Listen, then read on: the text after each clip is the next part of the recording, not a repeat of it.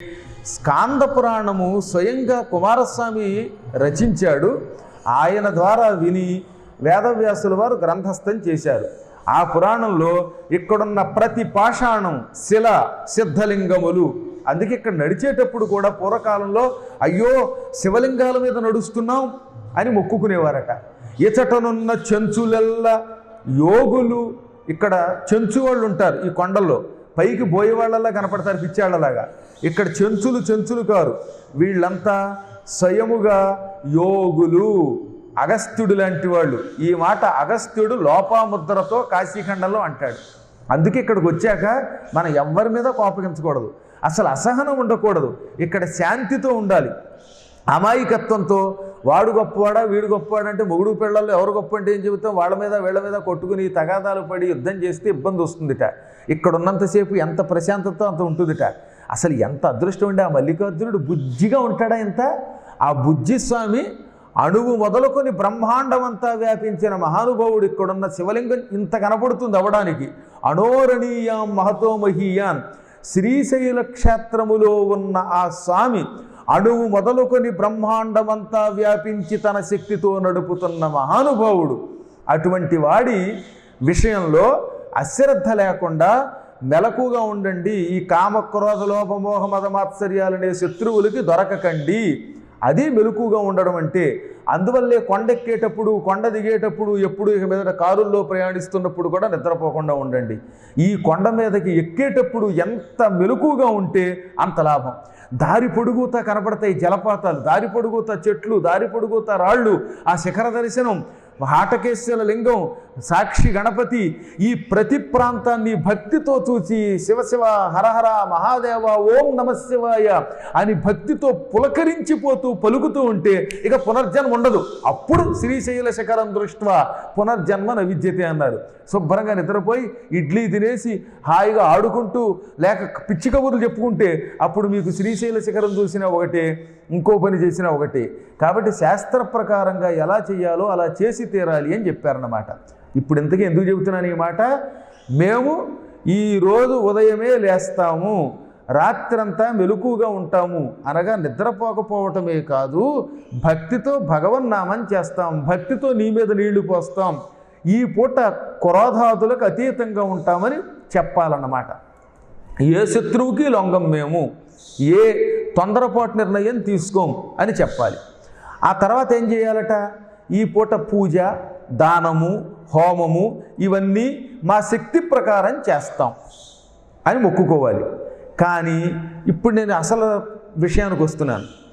పండితులంటే ఈ శ్లోకాలు చదువుకున్నారు కాబట్టి కవులు, జ్ఞానులు, యోగులు, ఇలాంటి వేద పండితులు లేక ఏదైనా ప్రధాన అర్చకులు వీళ్ళందరికీ శ్లోకాలు వచ్చు కనుక చెప్పగలుగుతారు. సామాన్య మానవుడి సంగతి ఏమిటి? ఒక వ్యక్తి అక్షర జ్ఞానం లేనివాడు, వాడికి శివరాత్రి నాడు నేను ఉపవాసం ఉంటానని సంకల్పం చెప్పుకోవడం రాదు, ఈ శ్లోకాలు రావు. కానీ వారి విషయంలో ఏం చెప్పారో తెలుసా? జానతా జానతావాపి, తెలిసి కానీ తెలియక కానీ చదువు లేనివారు శివరాత్రి అని తెలిసినా తెలియకపోయినా ఉపవాసం ఉంటే వీడు మొక్కుకొని నా కోసం ఉపవాసం ఉన్నట్టే అని వరమిస్తాడు శివుడు. అది గొప్ప విషయం ఇక్కడ. అంటే ఇప్పుడు ఏం జరుగుతోంది ఇక్కడ? వీడు బోయేవాడు, వీడికి చదువు రాదు, వీడు ఉపవాసం ఉండాలని ఉండలా, కానీ ఆ పూట వాడికి అన్నం దొరకలేదు, ఇంటికి వెళ్ళిపోదామని అన్నం తెచ్చుకోలేదు కనుక, అన్నం పొరపాటున తెచ్చుకోకపోవటం వల్ల ఆకలికి మాడిపోయిన శివరాత్రి నాడు వాడు అజ్ఞాని కనుక వాడికి ఉపవాసం ఉన్న ఫలితమే వచ్చింది. ఇంకా రెండవది, వీడి జాగరణ ఉండాలని ఉన్నాడా? లేదు. కిందకి దిగితే చిరుతపులి కనపడుతోంది, పోని చిరుతపులి తప్పుకున్నాక దిగుదామా అనే ఉద్దేశంతో అసలు నిద్ర పట్టట్లా. వీడికి నిద్ర ఎందుకు పట్టడంలా? ఎప్పుడు తొందరగా ఇంటికి దిగి వెళ్ళి ఏదో జంకనో ఇంకో దాన్నో వేటాడి మా ఆవిడతో కాలక్షేపం చేద్దామా అనే కోరిక వల్ల నిద్ర పట్టలా.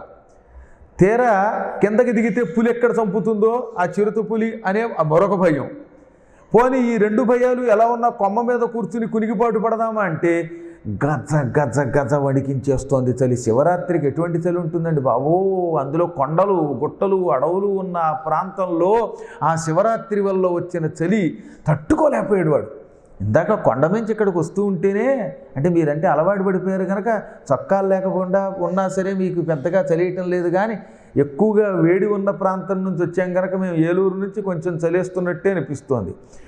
అంచేత సహజంగా ఈ ప్రాంతాల్లో ఉండేవాడు కొంత చలి తక్కువగా ఉంటుంది, బయట నుంచి వచ్చేవాడికి చలి ఎక్కువగా అనిపిస్తుంది. కానీ శివరాత్రి నాడు ఇక్కడ బాగా చలికి అలవాటు పడిన వారు కూడా అంతో ఎంతో చలి అని బాధపడతారు.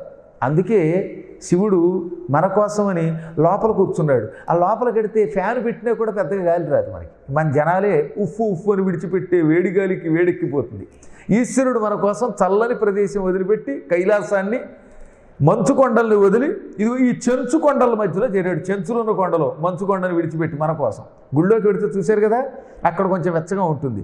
అందుకే కాబోలు శివరాత్రి నాడు అర్చన చేసేవాళ్ళు లోపలికి బయటికి రాబుద్ది వాళ్ళకి. బయటికి వెడితే చలి ఇక్కడ కొంచెం వెచ్చగా ఉంటుంది కనుక ఆ రకంగా జాగరణ ఉండొచ్చు. వీడికి మాత్రం నిద్ర పట్టకుండా భయంకరమైన చలి పట్టి పీడించింది. ఈ చలికి తట్టుకోలేకపోయాడు. ఓరి దేవుడో, ఇది ఎక్కడ గొడవరా, నిద్ర వచ్చేస్తోంది, నీరసం వస్తోంది, దిగుదామంటే పులి, మంచినీళ్లు తాగుదామంటే ఈ తోలుతిత్తులో ఉన్న నీళ్లు కిందకి దిగి నడిచేటప్పుడు మళ్ళీ దాహం వేస్తే తాగడానికి ఉంటాయని అట్టే పెట్టేసుకుందాం అని ఒక లోభం, ఇవన్నీ పట్టుకున్నాయి వీడిని. ఇంతలో హఠాత్తుగా ఈ చలి మరీ ఎక్కువైపోయింది. ఆ పూట పరమాత్ముడు వాడిని పరీక్షించాడనమాట. చెప్పాక మీకు తెలిసి కానీ తెలియక కానీ శివుడు ఏదో రకంగా ఆరాధన చేయించుకుంటాడు. చదువు రాని వాడి చేత ఆ పూట బలాత్కారంగా ఉపవాసం చేయించాడు. రెండవది నిద్ర పట్టకుండా చేశాడు వాతావరణంతో. ఏ వంకతో అయినా ఉపవాసం ఉన్నా జాగరణ చేసినా ఫలితం ఇస్తాడు కనుక. మళ్ళీ చదువు వచ్చిన వాడికి కాదట, చదువుకున్న వేద పండితులు ఈ శ్లోకం చెప్పుకోకపోయినా మేము ఉపవాసం ఉంటాము జాగరణ ఉంటాం అనకపోతే వీడికి రాదు ఫలితం, కానీ వీళ్ళకు వస్తుంది. చదువు రాని వాడికి, వాడు ఏ రకంగా ఉపవాసం ఉన్నా జాగరణ ఉన్నా. వీడికి ఈశ్వరుడి యొక్క పరీక్ష వల్ల బాగా చలి పెరిగిపోయి గజ గజ గజ వణికిపోయాడు. ఉహుహూ అని వడకలో ఒక ముర్వీనాథ అంటాడు పోతన గారు. ఉహుహూ అని వణికాడు. ఆ వణకడంలో శరీరం కదిలింది. కదలడంతో డొక్కలో కొంచెం మారేడు ముళ్ళు గుచ్చుకుంది. దాంతో బాబోయని ఇలా అన్నాడు. ఈ అనడంలో చంకకొన్న తోలితిత్తి ఇలా వంగిపోయింది కిందకి. వంగిపోయి తోలితిత్తిలో ఉన్న నీళ్లు కిందకి డబాడబా పడ్డాయి. ఆ కింద చెట్టు కింద ఏ మహానుభావుడో ఒక శివలింగాన్ని ప్రతిష్ఠించాడు వీడి పూర్వజన్మ సుకృతం వల్ల. ఎంత యోగం అది! ఎవడు ప్రతిష్ఠించాడో అక్కడ ఒక శివలింగాన్ని ప్రతిష్ఠించాట. మారేడు చెట్టు కింద శివలింగాన్ని ప్రతిష్ఠించిన, సత్యనారాయణ వ్రతం చేసిన, లక్ష్మీ పూజ చేసిన ఉత్తప్పటి కంటే 1,000,000 రెట్లు ఫలితం ఎక్కువ వస్తుంది. అందుకే లక్ష్మీదేవిని భాస్కరి, బిల్వ నిలయ అని ప్రత్యేకంగా లక్ష్మీదేవి అష్టోత్తర శతనామాల్లో బిల్వ నిలయ అంటే బిల్వం కింద ఉంటుంది అన్నారు. మీకు సత్యనారాయణ వ్రతంలో 5వ అధ్యాయంలో తుంగధ్వజ మహారాజు గారి కథ ఉంది. అందులో గొల్లవాళ్ళు ఎక్కడ వ్రతం చేశారు అంటే మారేడు చెట్ల దగ్గర. కారణం అదనమాట. ఇవన్నీ పురాణాల్లో చెప్పారు. ఇంకా ఈశ్వరుడికి ఆ బిల్వం అంటే అంతా ఎంత ప్రీతి కాదు. బిల్వపత్రము అంటే ఈశ్వరుడికి 3 కళ్ళు అని చెప్పారు. బిల్వపత్రం ఇలా ఉండి, కాడ ఉండి, ఇటువైపు 2, పైన ఒక ఆకు ఉంటాయే, ఆ పై ఆకు 3వ కన్ను అగ్నిహోత్రం, కుడివేపాకు సూర్యుడు, ఎడమవేపాకు చంద్రుడు. ఈశ్వరుడికి కుడి కన్ను సూర్యుడు, ఎడమ కన్ను చంద్రుడు, లలాట నేత్రం అగ్నిహోత్రుడు. ఈ త్రినేత్ర స్వరూపమే బిల్వపత్రం. కానీ చదివేటప్పుడు త్రియాయుధం అని చదువుతున్నారు. కర్మ భాష రాక 3 + ఆయుధం త్రియాయుధం అవుతుంది. అది త్రయాయుధం. త్రయ అంటే 3 అని అర్థం. త్రయ ఆయుధం అని చదవండి.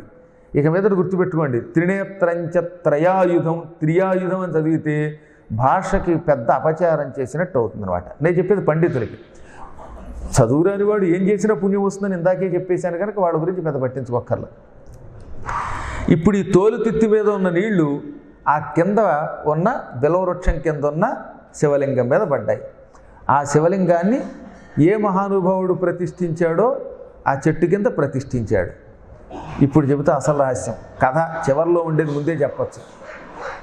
వీడిని అనుగ్రహించడానికి పూర్వకాలంలో అగస్త్య మహర్షి ఆ కొండల్లోంచి తిరిగాడు. అగస్త్య మహర్షి ఎప్పటివాడండి? కృతయుగం నాటివాడు. మైత్రావరుణుడు అంటారు ఆయన్ని. పూర్వం సూర్యభగవానుడు భూలోకానికి వెడుతున్న అప్సరస ఊర్వశిని చూచి ప్రేమించాడు. ఊర్వశి నా కోరిక తీర్చన్నాడు. ఇప్పుడు నేను వేరే పని మీద ఎడుతున్నాను, తర్వాత నీ కోరిక తీరుస్తానంది. ఆ సమయంలోనే వరుణదేవుడు కూడా ఆమెను ప్రేమించాడు. ఆయన ఆవిడ వెంటబడ్డాడు. ఇప్పుడు నేను వేరే పని మీద ఎడుతున్నాను, ఆ తర్వాత ఎప్పుడో నీ కోరిక తీరుస్తానంది. అయినా ఆమె మీద ఉన్న వ్యామోహం వల్ల మిత్ర శబ్దమునకు సూర్యుడని అర్థం. సూర్యభగవానుడికి వరుణదేవుడికి ఈ ఇద్దరికి రేతపాతం అయ్యింది. అమోఘమైన వీర్యం గనక దానిని వెంటనే ఊర్వశి ఒక కుండలో పెట్టింది. ఈ సూర్యుడి యొక్క వీర్యము, వరుణదేవుడి యొక్క రేతస్సు రెండు కుండలో పెడితే ఈ రెండు ఆ కుండలో క్రమంగా ఒక ముద్దయి అందులో నుంచి ఇద్దరు మహానుభావులు పుట్టారు. మిత్ర వరుణుల యొక్క రేతస్సు కుండలోంచి పుట్టింది గనక వాళ్ళకి మైత్రావరుణులని, కుండలోంచి పుట్టారు గనక కుంభ సంభవులని పేరు. అదిగో వాళ్లే, ఒకడు అగస్త్యుడు, రెండోవాడు వశిష్ఠ మహర్షి అన్నమాట.